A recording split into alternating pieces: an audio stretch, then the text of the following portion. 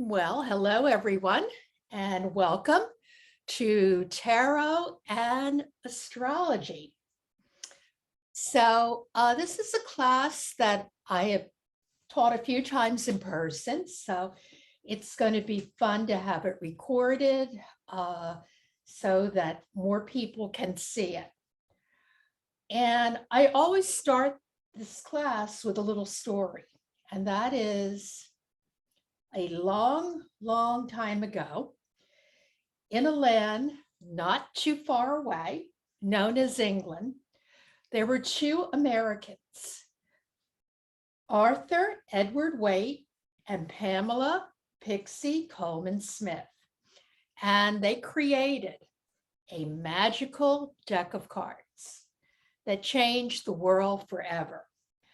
And this deck of 78 cards is a little vehicle that contains the vast wisdom of the Western Hermetic tradition, including what is known as the three pillars of Western esoteric wisdom.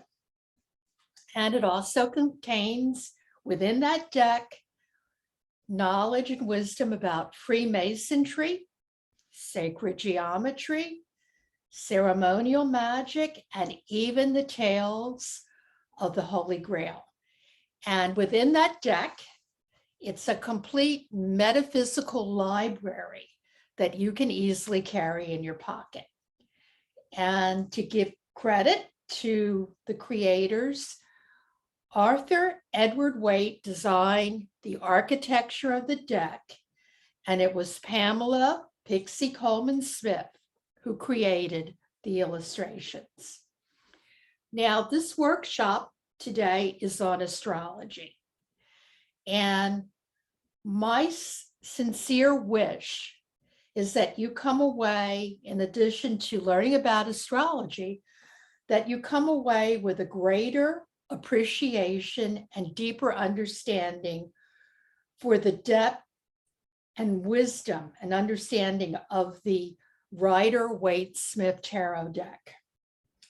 And you'll see how this is a layer that will help your readings and help your understanding. And I like to say that astrology fits like a glove.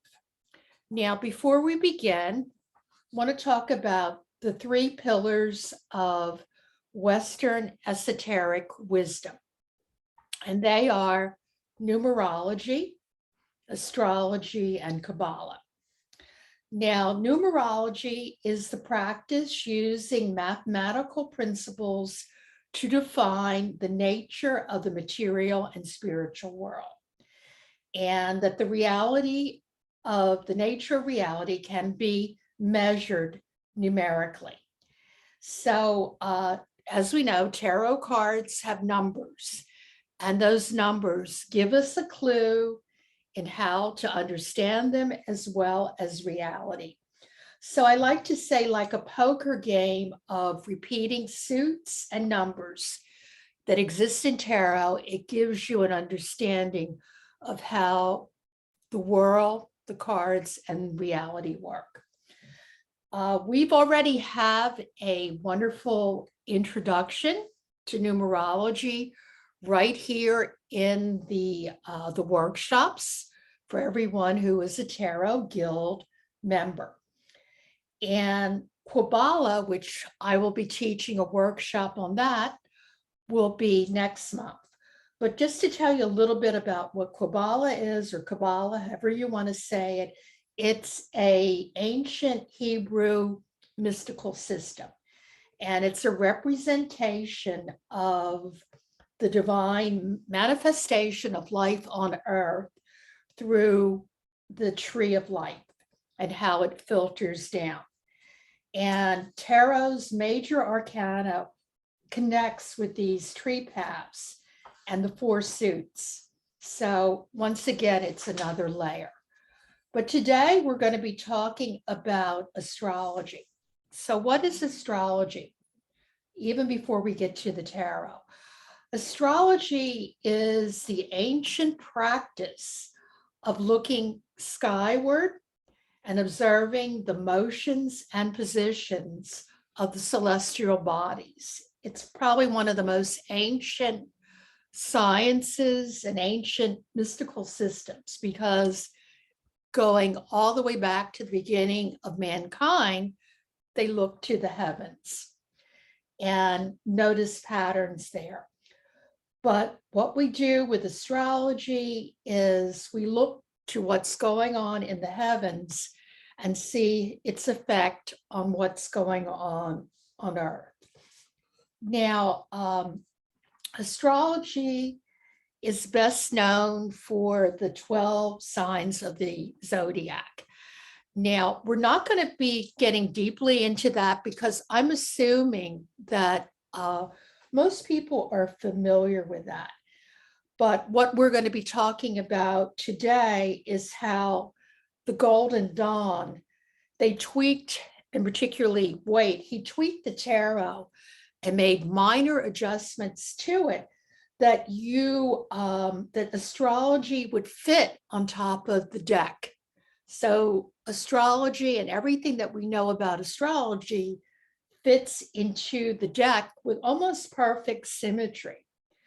And once this happened, once the Golden Dawn unified the two systems, each tarot card assumed additional astrological richness, meaning, and symbolism.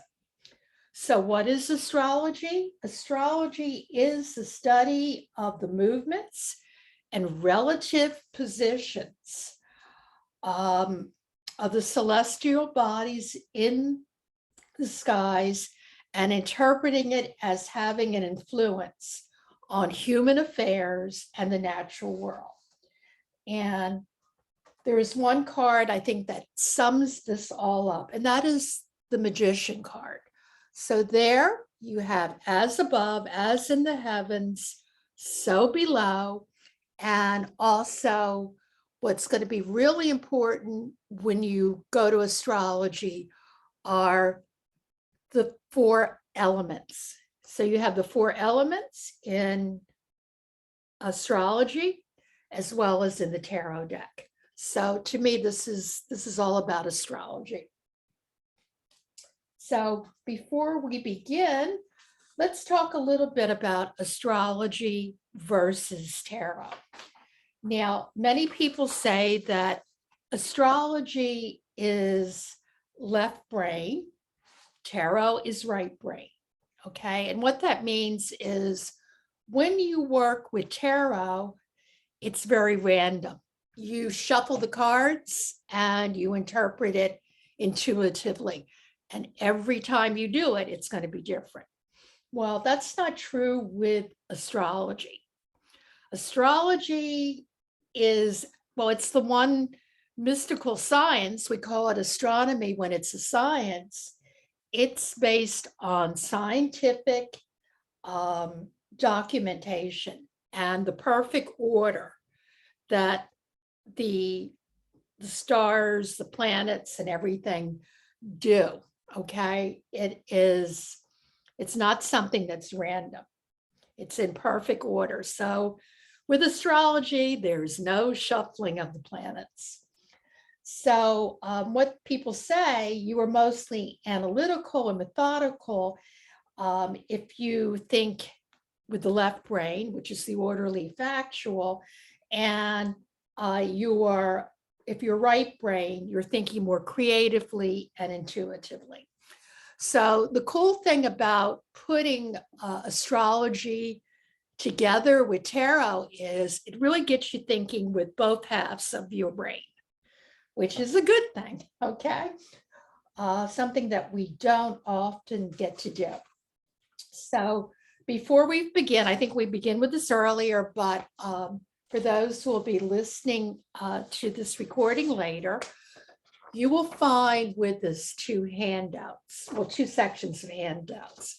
One is the wheel with the seasons and the decans. This is going to be something that you're also you'll want to refer to this. And there is a second group of sheets, there's 7 of them, which explain the factual parts that are linked with working with astrology. So my hope here is, one, you don't have to worry about writing this down because we're going to be going through a lot of material and you won't have to write it down if you have this. But also with astrology and with tarot and numerology, you're looking at repeating cycles. So you're going to see how this all lines up on this little wheel. And the other thing that I did that you'll see as we get more into it is I lined up the wheel that it's linear. Okay, for me, it was when I was first introduced to this concept, it was very hard to think this way. So I lined up everything like a grocery list when we go through it. Okay, so hopefully you were able to print out the handouts. And if you weren't able to, don't worry, this is all being taped. And my hope is that you will eventually print this out and you'll watch this a few times because there is a lot of information that we are going to be going over. How I design this is if you don't have your tarot deck handy, not to worry. I'm going to be showing the cards as I go through this because what's interesting is when you do astrology, it's not like numerology. You might, to learn this, you might line up your cards differently from the way that we're used to seeing them lined up when you buy a deck. Okay, so let's begin. Okay, the thing with astrology, there's 4 numbers that are a couple times 4 numbers become really important. And the first thing is the seasons, because that's how they flow and how you're going to be interpreting them. And one of the benefits of doing astrology along with tarot is you will be able to get timing. It's a means of, if someone says, when is this going to happen? You're going to be able to get timing. And also, you're going to be able to understand a lot about people. Now, I forgot to mention that with tarot and astrology, with this workshop, we're not going to be talking about horoscopes, okay, or natal charts. But that's kind of a good thing to know what your sun sign is and what what sign your sun is in, what sign your moon is in. But that's become very easy. When I first started studying astrology many years ago, we started with learning how to draw the chart, which is not the same chart as I held up for the wheel of the year, although it is a circle.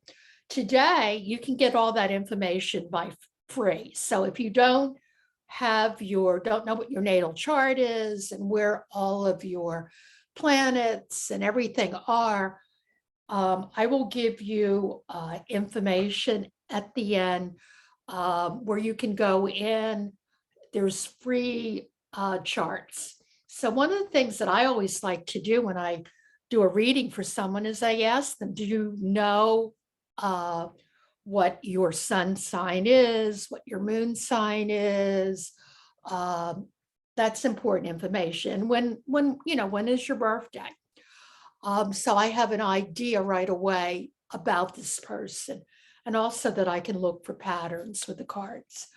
While we're talking about sun signs, I suddenly realized I didn't mention, just as we owe a lot to Waite and Smith with the tarot deck, I am sure many of you are all probably around my age, and I also like to mention this to younger people, they don't know about it.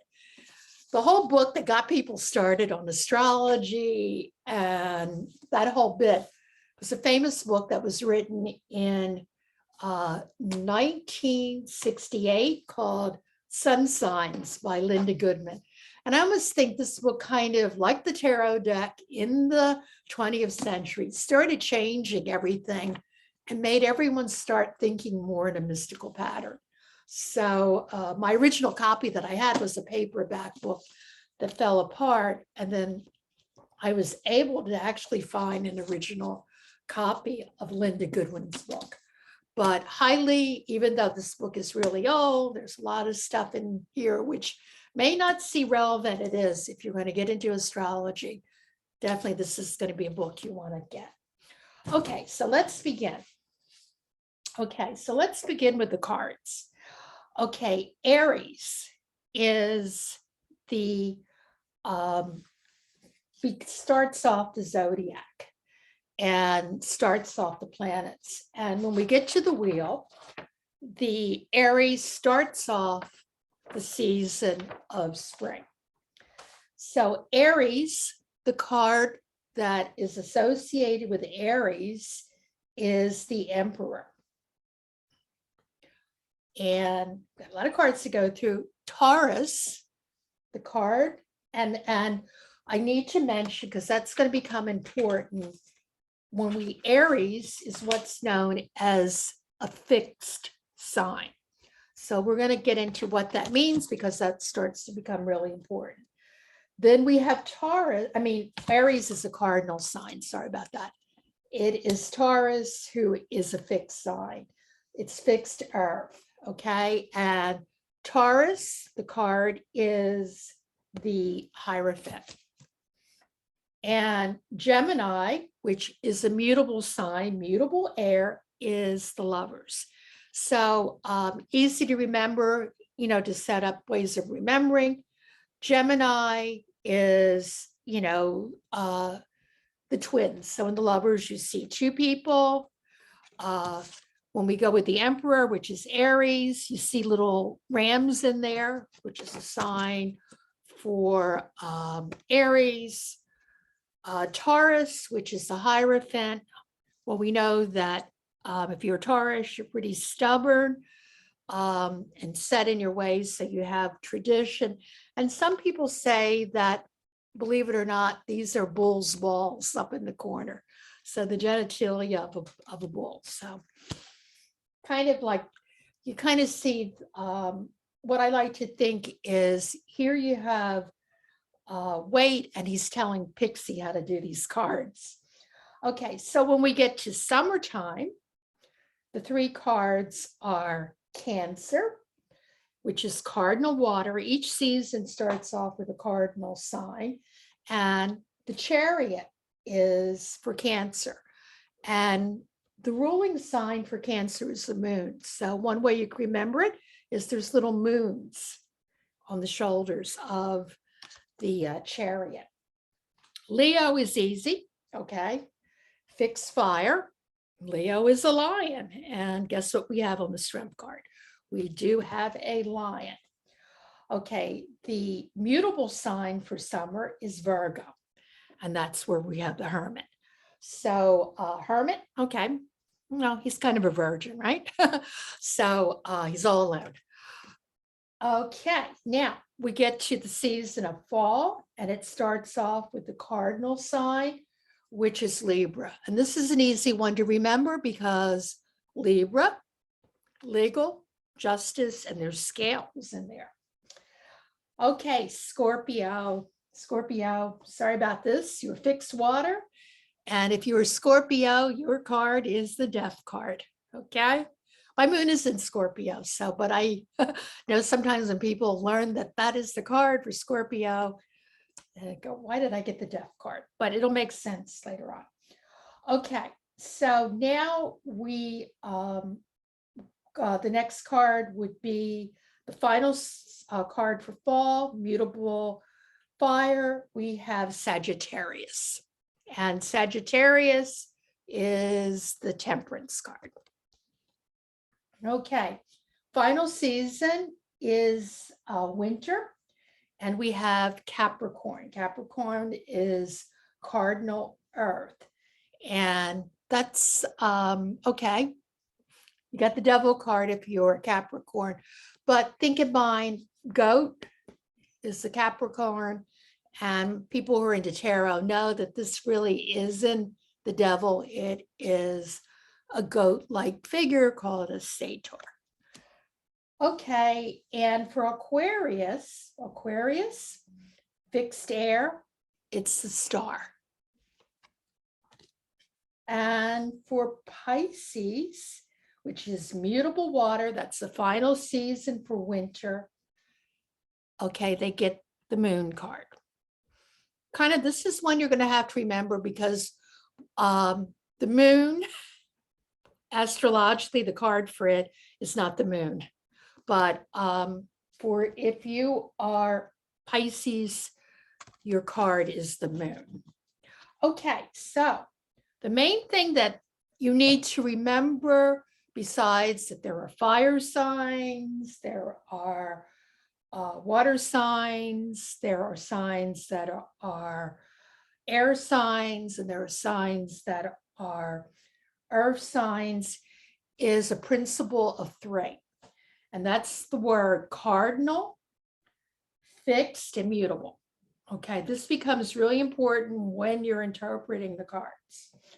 So think about cardinal. Okay, cardinal means, and what it is, the tarot queens rule the cardinal. They are the cardinal signs, always start off the season. Okay, they initiate, they lead.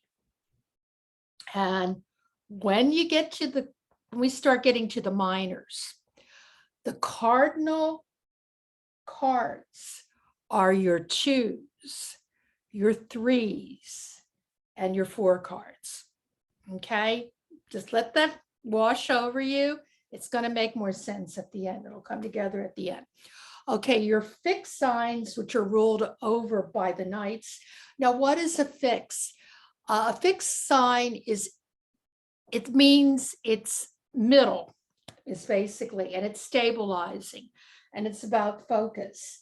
So the fixed signs are Taurus, Scorpio, Leo, and Aquarius.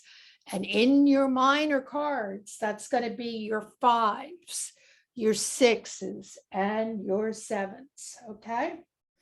Now, mutable, the tarot kings rule this. I'm mentioning this because at the end, I'm going to explain to you how you use this to determine time.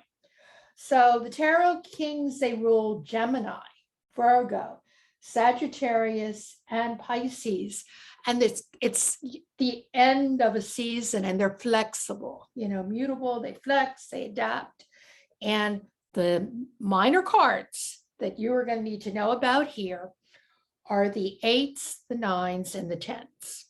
Okay, we don't work with the wheel that I'm talking about with the aces. I'll explain to you that at the end. So those are when we talk about cardinal, fixed, and mutable. And those are also things that are called the decans. But just kind of hold on that. Let the decans wash over you. Don't get excited. It's all going to make sense at the end. So what we want to do now is let's go through the planets and the heavenly bodies as they are in the major arcana. Okay, so and kind of I'll tell you how this all works, because it happens all of our lives in the sky. Okay, what the zodiac is. So the zodiac, the 12 zodiac signs, the ancient people thought were fixed. They didn't think that they moved, okay? And that they were nailed up on the dome of the sky, okay? This is the ancients before they had telescopes and everything. And what they noticed is that the heavenly bodies would move for a certain amount of time into each one of the 12 signs. So the first of the heavenly bodies that we're going to talk about is the sun. So this is easy to remember. It is the sun card. So what you need to remember is in the course of 1 year, 365 days, it takes the sun card to move through each one of the zodiac signs, okay? And it moves. So right now, where is the sun? The sun is in Gemini, but it takes it 365 days to move in what looks like a circular fashion through each one of those big zodiac signs, which are in the sky. By the way, what the zodiac is, they are constellations. They're not, they are suns from distant galaxies. Okay, that's what actually what we're seeing, and the sun moves through it 365 days and through each of them, to go through each of them. Now, when the sun appears when we get to the decans, sun is wonderful. We love the sun because it shines light on things. Okay, we're going to talk about another heavenly body, which is the moon. The moon, we don't use the moon card. We use the high priestess. Okay, but there is a moon in the card. Okay, now the moon, because it's closer to Earth, it moves more rapidly through the zodiac. So every month or every 29 and a half days, the moon will move through each one of the 12 zodiac signs. Okay, so its movement is, we see this a lot in the course of a month. You will see it move through each one of the 12 zodiac signs. Now, when the moon comes up, when we get to the decans, keep this in mind. The moon is kind of shady. So you'll see that the shady cards where we might not quite understand what's going on in them, guess what card is influencing them? It's the moon, okay? Okay, the next heavenly body, which is an actual planet, is Mercury, okay? And Mercury is the magician card. And it takes 88 days for Mercury to move through each one of the zodiac signs, okay? And when Mercury comes up in a card, in the decan, the Mercury is about communication, it's about travel, it's about mental activities, okay? And we have Venus. Okay, the Venus, it takes 224 and a half days for it to complete one cycle of the zodiac. So that takes a while. But Venus is a beautiful planet to show up in a reading because it's about beauty, it's about love, it's about harmony. Okay, now we have Mars, and the card for Mars is the Tower. 22 months for Mars to make one complete cycle of the zodiac. Okay, and Mars is what we like to call kind of like, when it shows up in the decans or the minor arcana cards, what is Mars? You kind of going to be a little bit of trouble, going to be a little bit of war, a little bit of warrior action. Okay, and then we get to Jupiter, and the card that represents Jupiter, which takes 12 years to make a complete cycle of the 12 zodiac signs. Jupiter, when it shows up, it's good luck. It's about expansion. It's about abundance. And then we have Saturn, okay? Saturn, the card that represents it is the World. Now this, when it shows up, it's a gnarly one. You know, there's restriction and responsibilities and discipline. So this takes actually almost 30 years to make a complete 12 zodiac sign completion. So in your chart, when this shows up, most people maybe only get to see on an average 2 of Saturn returns, okay, because it takes so long for Saturn to complete the 12 zodiac signs. Okay, so this is an important point that I'll bring up is, okay, these heavenly bodies that I went over, the sun, the moon, Mercury, Venus, Mars, Jupiter, and Saturn, they're the traditional heavenly bodies in traditional astrology. Okay, astrology is very interesting. It has been around for a long time. So when people started doing astrology, they didn't have telescopes. You know, it was what could be seen with the naked eye. And then they got telescopes, and now they've got even more powerful telescopes. But the interesting thing is that it still works. This whole thing of where they were looking at patterns and rhythms of when certain things were happening in the sky, you can document it, and you can see that because people were writing down, okay, well, when this is happening, what's going on Earth? So, but anyway, we went through what are known as the traditional heavenly bodies, and that's what is incorporated into the Waite-Smith deck. But I need to tell you what are the modern heavenly bodies that we know about. I like to use the word heavenly bodies because they used to call everything a planet, even the moon and the even the moon and the sun, and we know that's not true. And so I like to use the word heavenly bodies because even here there's a discrepancy. Okay, Uranus, okay, distant planet, takes 84 years for it to complete one complete cycle of the zodiac. The Fool card, and this is the card when this is the card that is about unexpected change, rebellion, liberation. That's the Fool card. Then we have Neptune, which is the Hangman. Okay, that takes 165 days to complete one circle of the zodiac. And that's the Hangman because it represents subconscious and spirituality and clairvoyance. And finally, we have Pluto, which some people say isn't a planet at all, but it is a heavenly body. And the card for it is Judgment.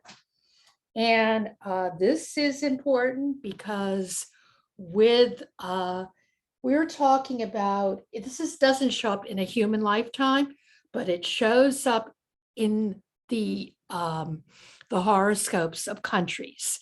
So this is kind of, you hear a lot about this. Pluto, the United States is in its second return of Pluto, okay?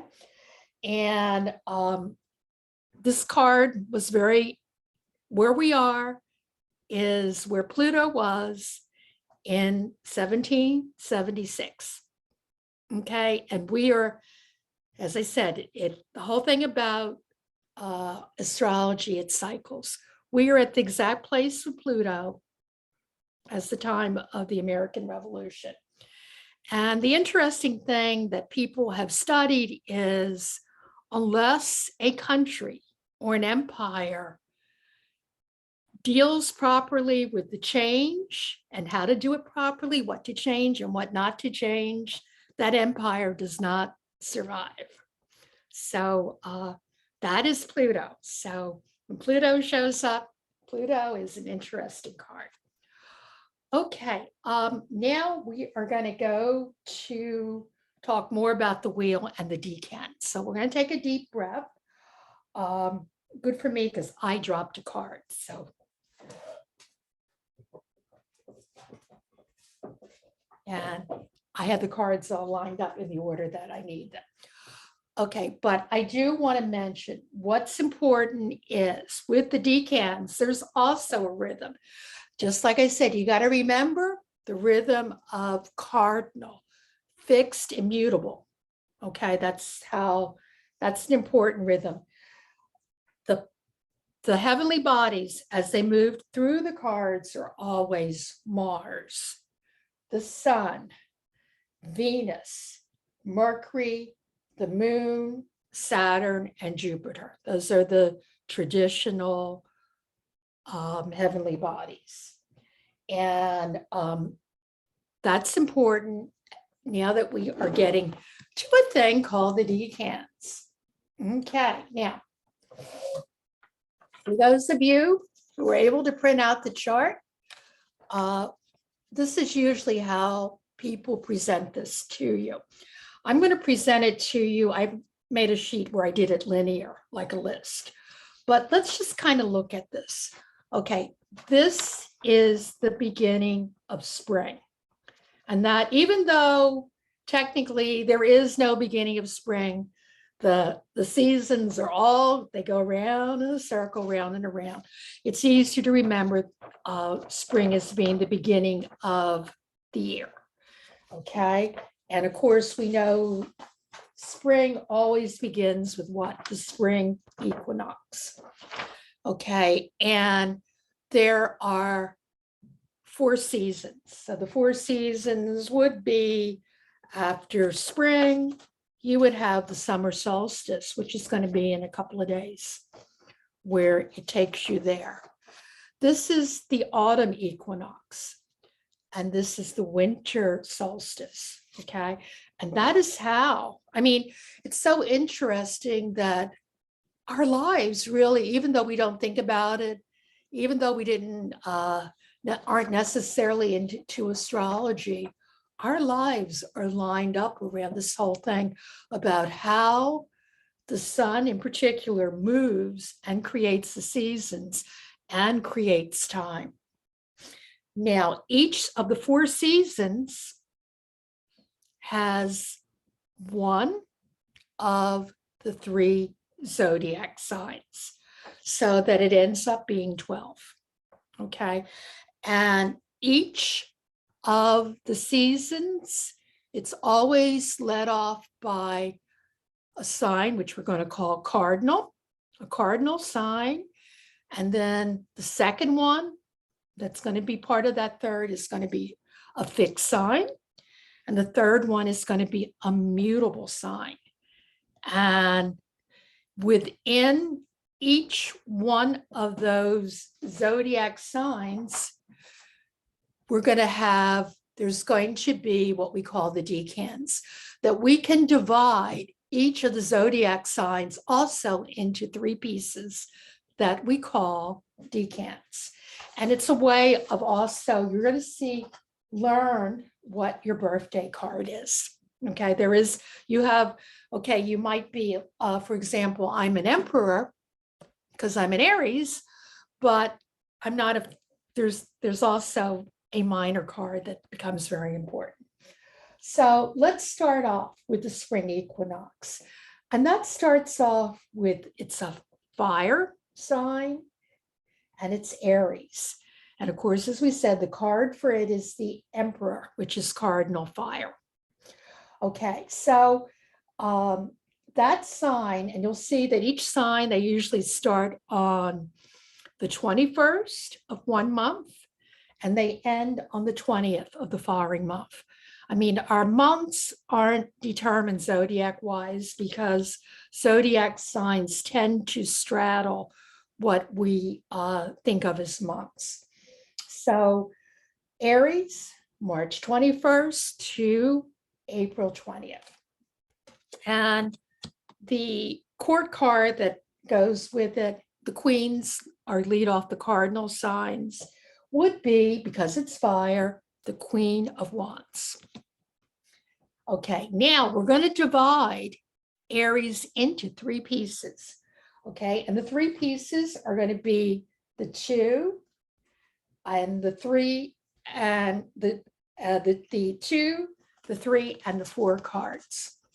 And they're going to be wands, right? So it's going to be, you're going to divide Aries into the 2 of Wands, which would be March 21st to March 30th.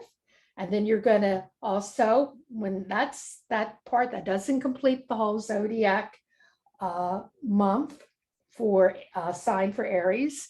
the middle half, which is going to be the fixed part, is going to be the 3 of Wands. And at the very tail end, you're going to have the 4 of Wands. So when you print out the sheets, I have the dates that this relates to. So for example, let's just kind of take them in order. So you start off Aries. The minor cards are the 2 of Wands. And that card is Mars. Remember I said Mars? In most cases, when it shows up, it's gnarly, but not for an Aries, because Aries is ruled by Mars. So this is a very, if your birthday is March 21st to March 30th, you are a true Aries, okay? So this is Mars in Aries. And as you can see, it's very Aries. Here's the Aries, is the leader, the person that has the vision, and you have the guy withholding the world and the great vision. Okay, so in the middle of Aries, you would have the 3 of Wands. And that is, in this card, it's the sun in Aries.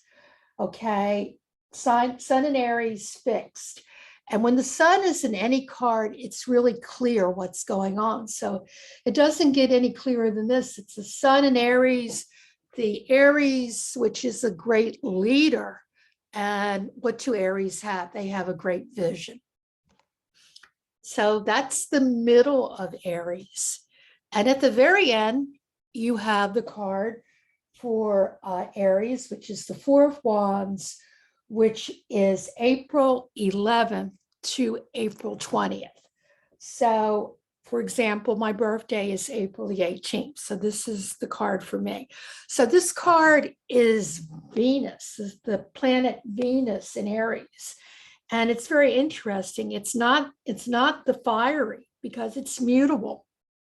And that it is, but it's a wonderful card because it's about a positive look for an Aries.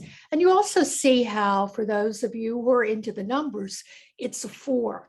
So it's an Aries who's really much into stability, but this is what the sign, the planet of Venus, looks like in Aries.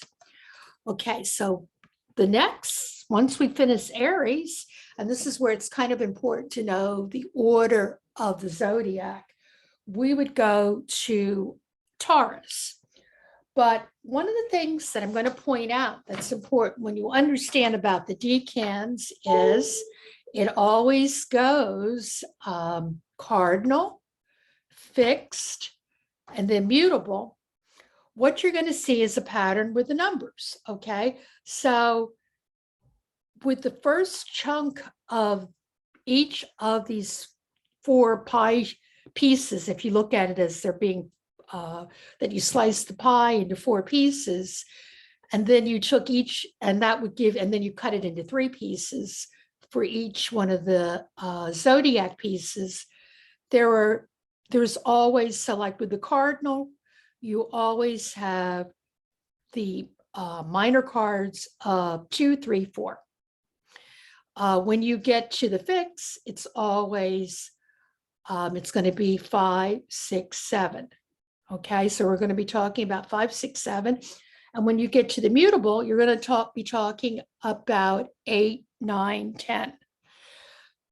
So there's this pattern, of, as I said, and also the pattern of how the planets keep repeating. So want to watch the time. So I'm going to go a little bit quicker. So when we get to Taurus, okay, we have the Hierophant, and that is going to be,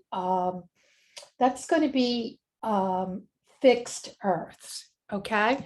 And that's led off by all the night cards. So what is Earth? So it's going to be you're going to see pentacle cards. So the cards that lead it off are it's divided up into the 5 of Pentacles, the 6 of Pentacles, and the 7 of Pentacles. Okay, so it's going that way. And let's just kind of, while we're doing the planets, know that what we have in the 5, this is Mercury, what Mercury looks like when it goes into Taurus. Okay, now usually Mercury is about communication and travel, and this is kind of a gnarly card. So how does this have to do with Mercury? So Mercury, this is when this is in the 5 of Pentacles and you've got Mercury there, it's what's known as in being in detriment, which means that there is a lack of communication in our thinking and a lack of sense of knowing what to do in our travel and where to go. And okay, so then we go to the 6 of Pentacles, which is the 6 in Taurus. And this card is about the card, the planet or the heavenly body that's in there is the moon. And whenever the moon shows up, you need to remember, are you seeing the whole story in this card? So on one hand, we think, oh, this is the card that's about charity and generosity. But the fact that the moon is there isn't really about charity and generosity. Is this person, giving giving all that he can? Or is there some kind of imbalance there because we've got the moon? Okay. And then we have the 7 of Pentacles, which is Saturn in Taurus. And remember I said Saturn is a gnarly. Now it's not too gnarly because it has to do with work and people who are earth signs, they like work, but it does have this gnarly feeling that maybe this is a card about questioning the effort of what you're doing. So Saturn is about questioning. Okay, so we've gone 2 zodiac signs. We're going to move to the final piece in that chunk, that's spring. Okay, so the final piece, the card that follows, is Gemini. Okay, Gemini is an air sign. It's going to be, because we're talking about the mutable signs, it's going to be led off by a king. So it's king of air. So we have the King of Swords. Okay, the cards there are going to be your 8 of Swords, your 9 of Swords, and your 10 of Swords. So we're just take a quick look. Okay, here we have, it's Jupiter in Gemini. Okay, Jupiter is generally, when it shows up, you say it's good luck. And if you look at this, it is good luck because she can get away. Okay, there is a silver lining. She can get away. Then we go to Mars in Gemini. And this is kind of a gnarly card. And this is all about, what's Mars about? Mars is a warrior planet. So Mars is about here. This is a person who is at war with their thoughts. And finally, you may not think of this. This is what? It's the sun in Gemini. And even though this is kind of marks the end and possibly being stabbed in the back, it is the sun. And we do have the sun in the cards because it means that this is all over. It's the dawning of a new day. Okay, so we've gone one chunk of the pie, okay? And we're coming up to what's known as the summer solstice, which is going to happen in a couple days. And with the summer solstice, we have a second quarter of the pie and 3 zodiac signs. So this is going to bring us right here, and it's going to start off with Cancer. Okay, so Cancer, cardinal water. Okay, remember we had Cancer is the chariot, and the queens, they rule the cardinal signs. So we have the Queen of Cups. once again, we'll come back to why this is important. It's for timing. You can, if you just memorize which cards or which zodiac signs in the court cards, you will be able to get some timing. Okay, so, we're in the first, after we cut a quarter slice of pie and we cut it into 3 pieces, then the minors that come up are the 2, 3, 4. So this is the 2 in Cancer. This is the 3 in Cancer. This is the 4 in Cancer. Okay. And on the sheet, I break these up into so you can find your birthday. So hopefully you'll be able to eventually print out the sheet. So let's just kind of talk about this real quick. This is Venus in Cancer. That's why it's such a, Venus is about love. And it's also leads off, this is your birthday card. You are a true Cancer, and you can't get any more Cancer than this. Cancer is love and cooperation.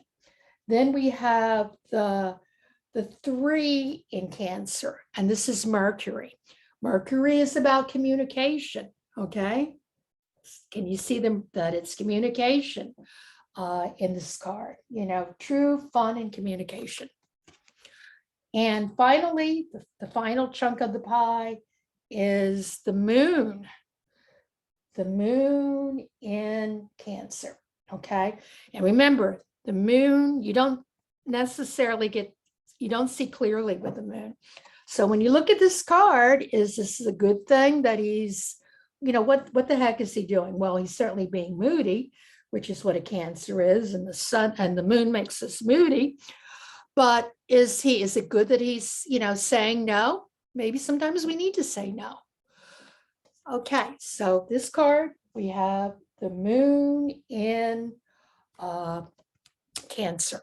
So we move from Cancer to the next sign, which is Leo, fire sign, Leo. And the night, because it is what's known as a fixed sign, all the fixed signs are led off according to their element by the proper knight. So we have the Knight of Wands, Knight of Fire. Okay, so here are the cards that go with Leo. And also, because we're into that middle slice where we've cut the pie into quarters, we're talking about 5, 6, 7.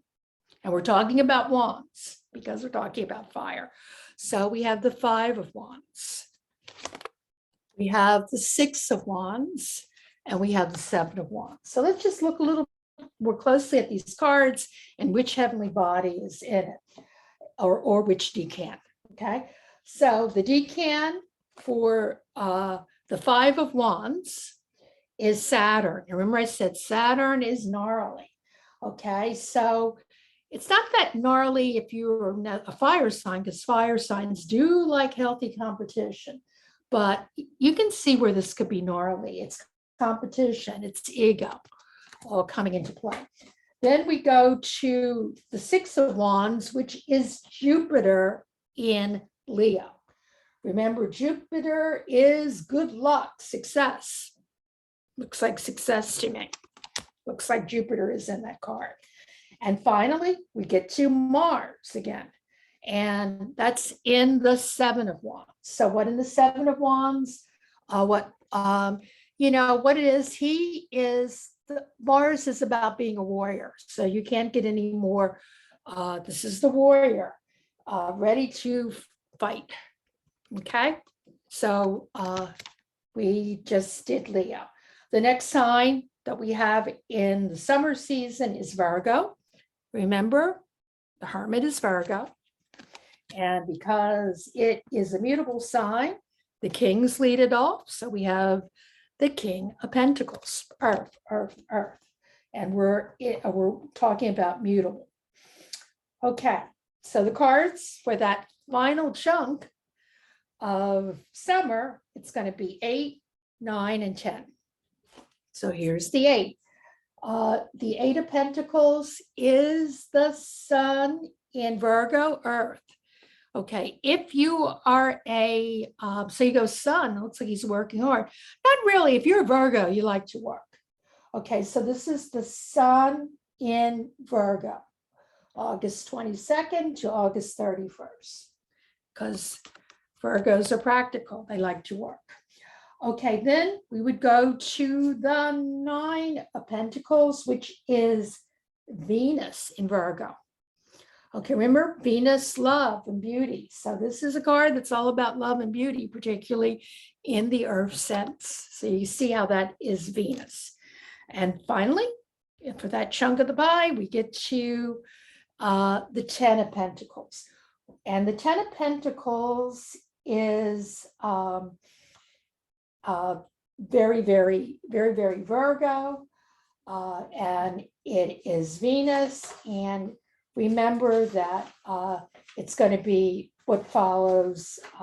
We had Venus before, so it would be Mercury. So this is how Mercury and communication and everything looks. Okay. So very prosperous, happy card if you are a Virgo, because you like to work and you're practical. Okay, let's go back real quickly to the wheel.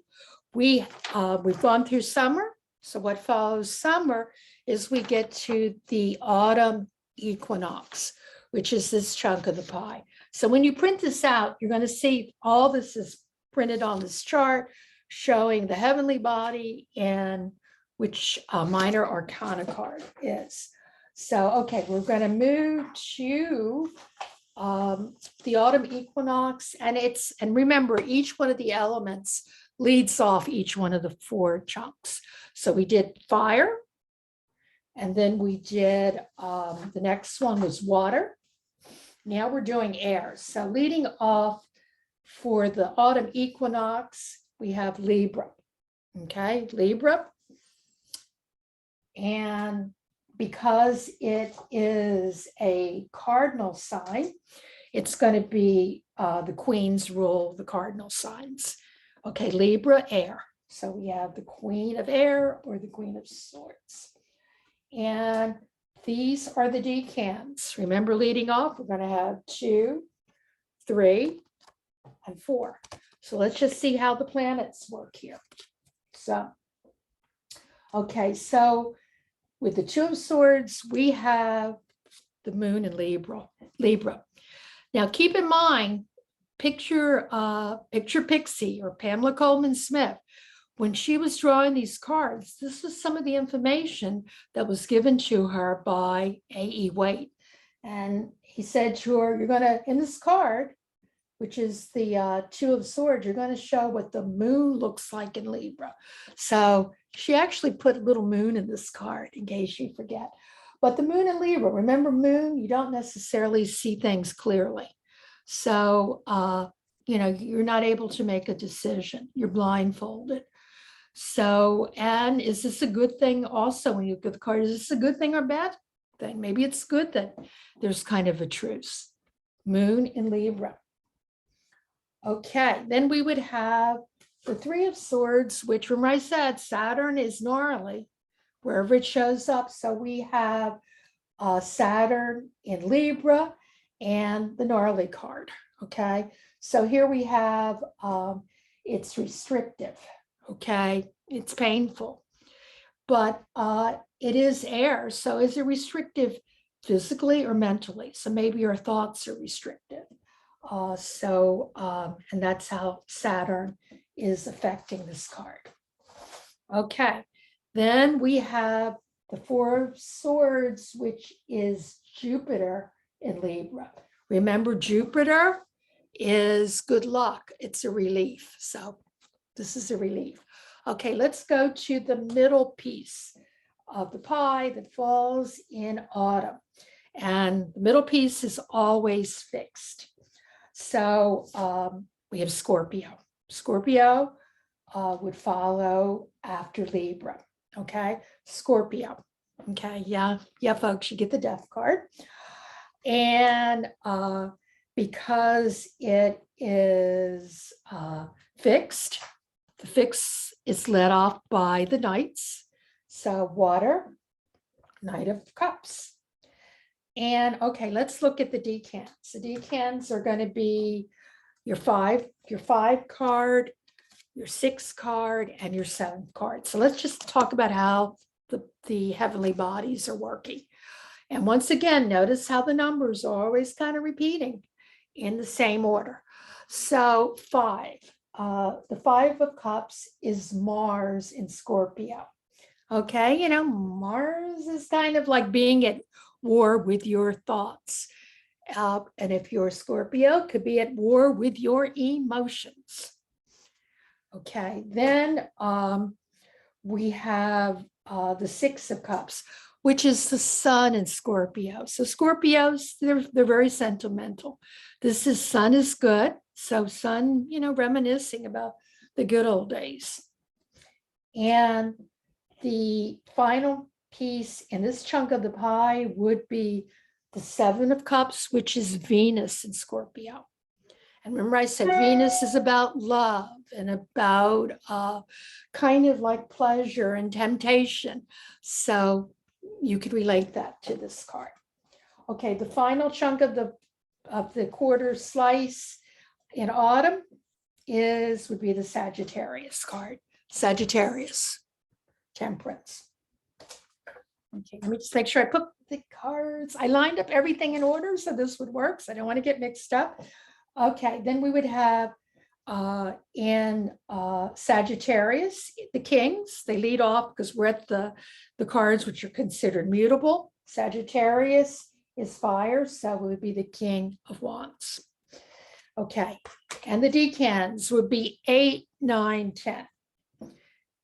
Course in the Wands, because we're working with fire signs. So let's just go quickly through these. The 8 of Wands, which is Mercury in Sagittarius. Mercury is communication and it's travel. Okay, need I say more? Travel, communication, working good. Okay, then we would go to the 9 of Wands, which is the Moon in Sagittarius. Now, remember what I said about the moon. It's not necessarily seeing things clearly. And if you're reading the cards and it's a card where the moon shows up, let's look at the whole picture. Well, he looks really like he's on guard, okay? But does he need to be this much on guard? Maybe he needs to put down that wand and know that he's safe. We don't know, because this is the moon in Sagittarius. And then finally, we have the Saturn. We have Saturn in Sagittarius, okay? Saturn is gnarly. So this is kind of a gnarly card. It's like the burnout card. And of course, Sagittarius is fire. It's the burnout card. But also it is Sagittarius, Wands. So he's getting there. But, maybe next time he won't take on as much. Okay. So we have completed autumn. So we only have one more chunk on the wheel to go, which is the one that's devoted to winter. So winter, we have the winter solstice. Okay. So it's this chunk of the wheel. And of course, we're going to see that thing I told you about. Those zodiac signs are going in order. So if it's going to start with Capricorn, it's going to go to Aquarius and then Pisces. And then we're all going to be all done with the wheel. But it's always going to go that you're going to see the numbers. The first little piece is going to be 2, 3, 4.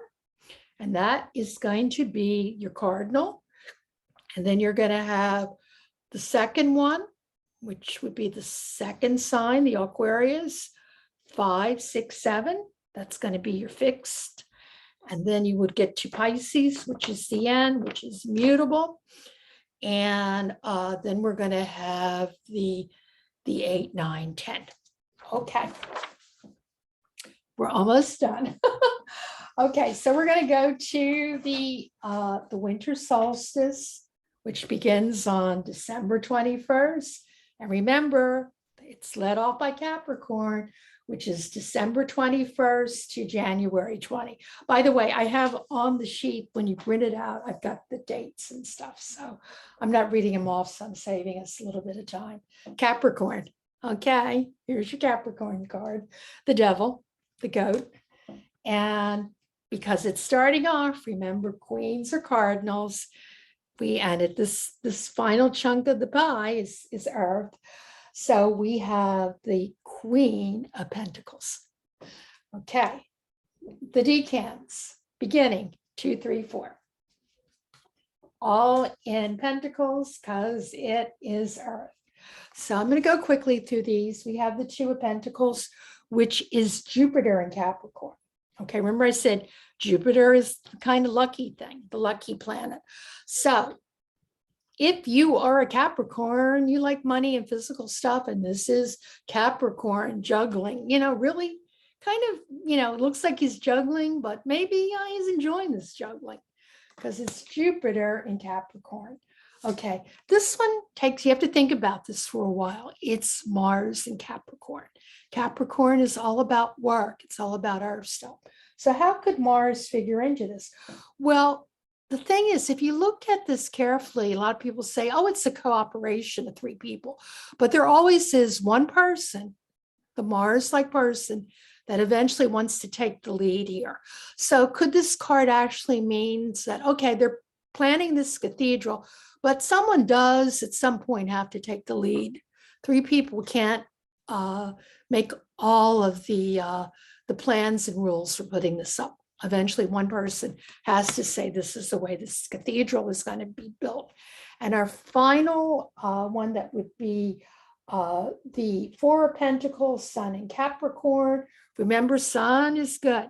Now, a lot of people say, okay, this is the miser card. Not really if you're a Capricorn. If you're a Capricorn, Capricorns love money. They love material stuff. So it is Sun, for someone who is conservative and practical, like your Capricorn.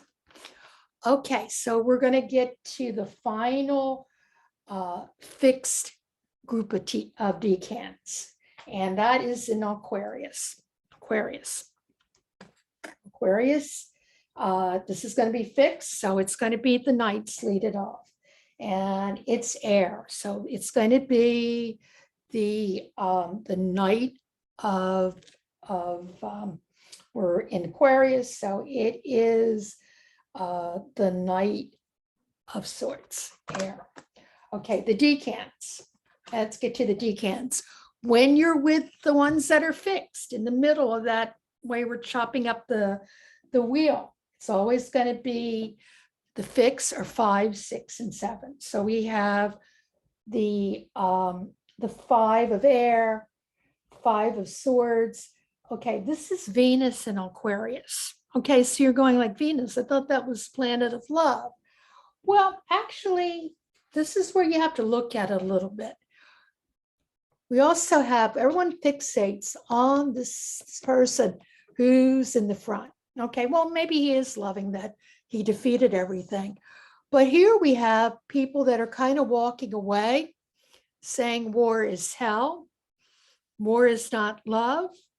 And, it's kind of, that is kind of Venus, realizing that love is the answer, not war.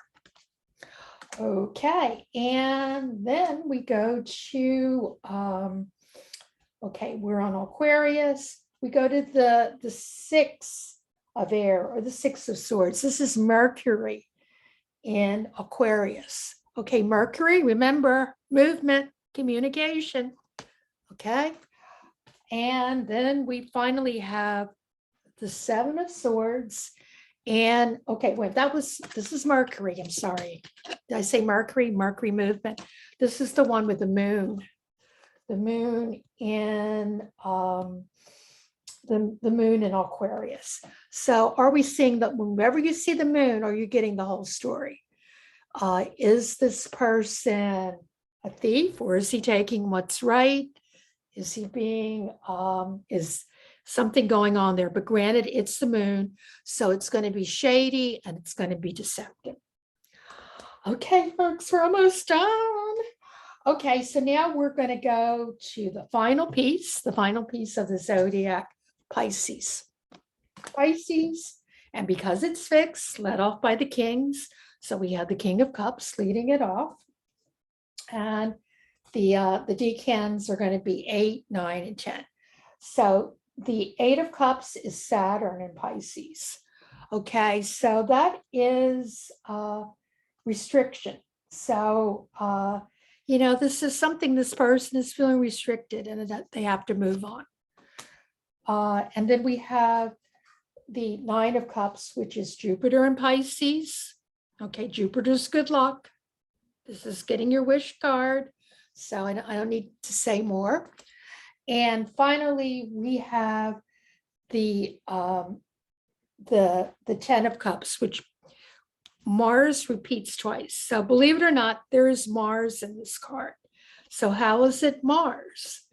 Well, okay, it's, the warrior card. Maybe someone in one of the people in the card, they really fought to reach this point in their life. Or could it mean it's the warrior card in that maybe someone could be at war with this concept that this is what having it all is all about. Okay, so we went through what is known as the decans, and the decans are basically the minor cards and how they repeat. We always read you. One thing that you will have to memorize is the order of the zodiac, and also that everything is broken up in that you have cardinal, fixed, immutable, and the way that the planets move through the cards. They always move in the same cycle, and what the attributes of those heavenly planets or heavenly bodies are about. When you print out the sheets, I have that on there. So it's kind of a little bit about that. Okay, so we're almost done, folks. Thanks for hanging in there. Everyone, one of the main things that people want to know is timing. So you can use the zodiac for timing. So on the sheet, you will see that you can take the queens and the knights and the kings. They relate to certain cards, and there's what you don't use the pages. You only use the kings, the queens, and the knights. Each one of these cards relates to a zodiac. So the Knight of Wands. The Knight of Wands is Leo. Okay, so if you were to try to get timing, you could say, oh, this is going to happen during the season of Leo. What I like to do when I used to do readings in person, and I needed to have my answers really quick, and I didn't want to have a separate deck of cards. This is a trick that I'm going to teach you, is I actually used a regular poker deck. So you can use a poker deck to do this. So the kings, so like a king of clubs is what are clubs? Clubs are wands, right?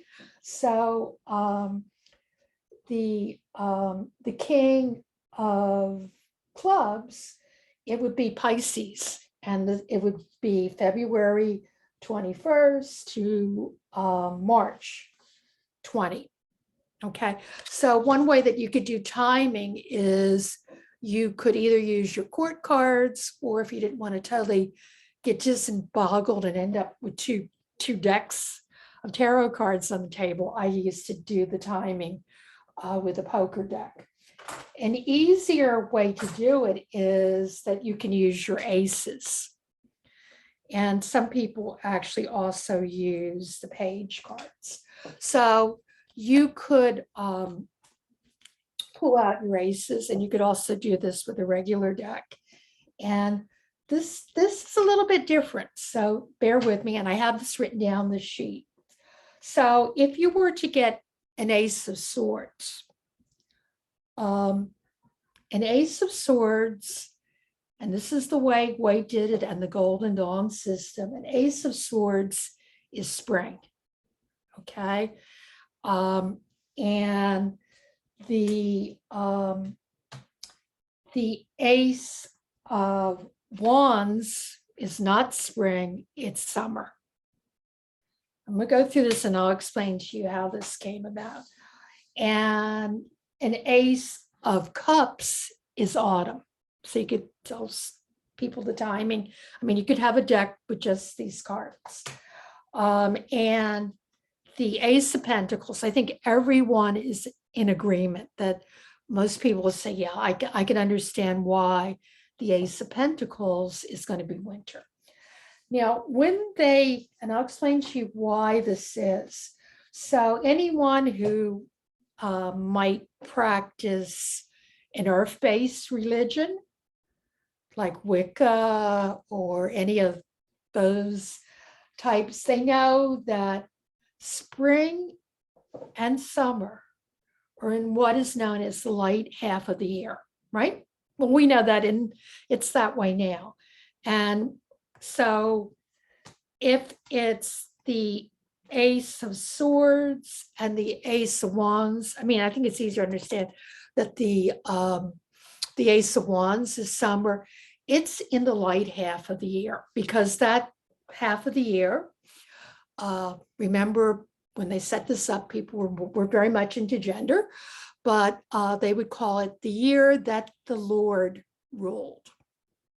So that is why you have the Ace of Swords and the Ace of Wands. They're in the light half of the year, okay? And why Cups are autumn and Pentacles are winter.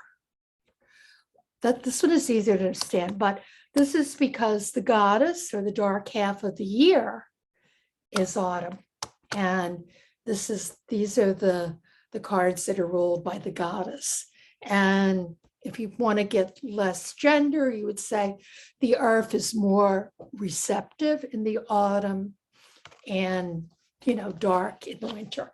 But this is an easy way to do timing.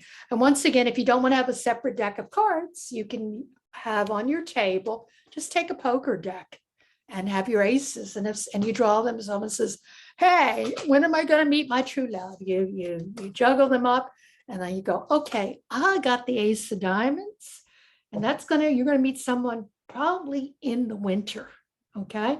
Because diamonds are pentacles.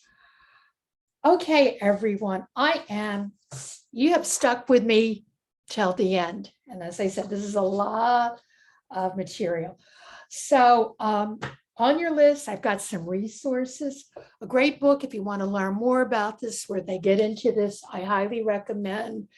It's called The Complete Guide to Tarot and Astrology by Louise Eddington.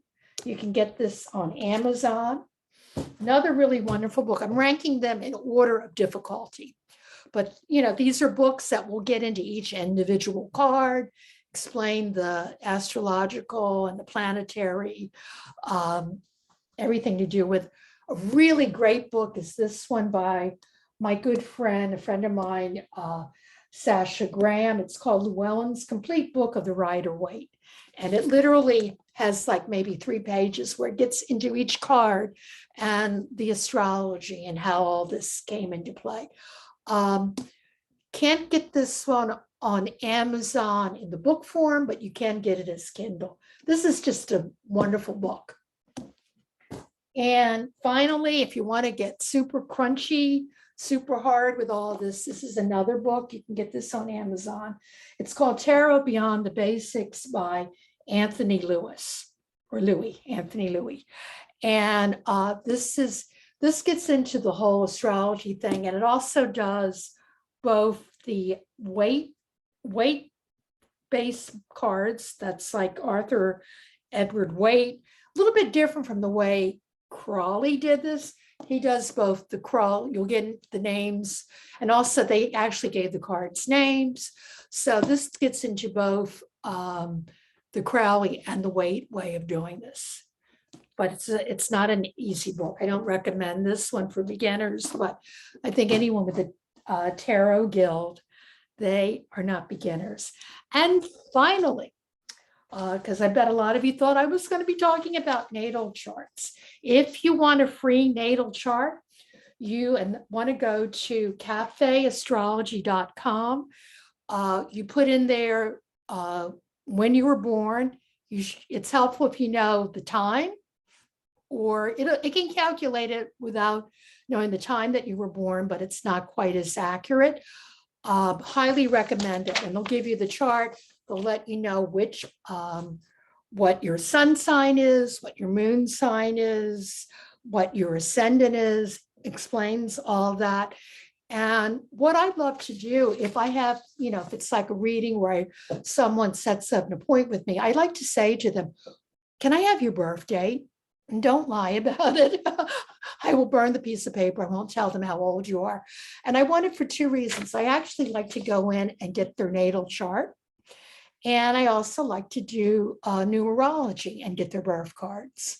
So if you have that information, it is very helpful as far as doing a good reading.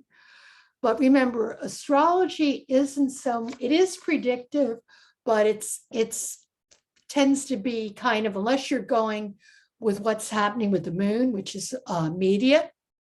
And I do incorporate the moon into all my work and in my life. It tends to be a longer projection, but highly recommend those. So, hey, I thank you for sticking with me for so long. Next month, I'm going to be doing a workshop on Kabbalah, which is another layer that you can add to understanding all of this. So, my friends, we have come to the Thanks, end. Sharonah. Yeah. Did you all stay with me? My goodness. Oh, yeah. Yeah. I was knitting in the Awesome. background, Yeah, you get time to do, I know you had time to do like the laundry or whatever.